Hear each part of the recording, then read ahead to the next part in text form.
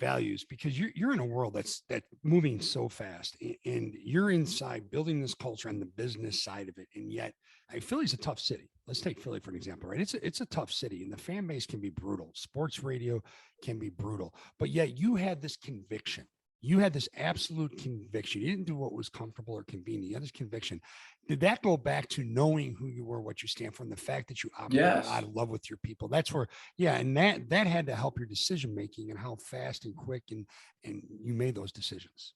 Yeah, I think that's right. I look, I'm really comfortable in my own skin. I really am. I have been since I was a young kid, and I know when I offend someone. I know when I say the wrong thing. I know when I do the wrong thing. I'm very self-aware, and that's really hard. It's hard to be that self-aware. I wish I were oblivious, and we've had some leaders of this country recently that have been oblivious and not very self-aware. And that's kind of a gift, it's a curse and a gift. Being so self-aware and kind of wearing that and owning it at night, man, I just wish I would handle that better.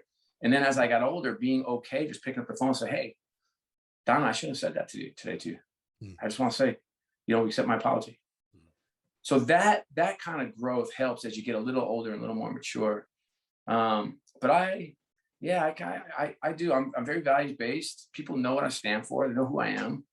And they don't, some of my closest confidants were my biggest opponents and biggest debaters, which I love. I don't have a lot of I've never had a lot of robots around me. They don't make it too long, Right. The strong, the tough, the confident, they're willing to take me on, willing to walk in my room, walk in my office and say, Scott, like, you are off base. I'm like, okay, let's talk about it. And I like to argue. I like to fight. I like to debate. But oftentimes, almost every time, I take the counsel. I'm coachable.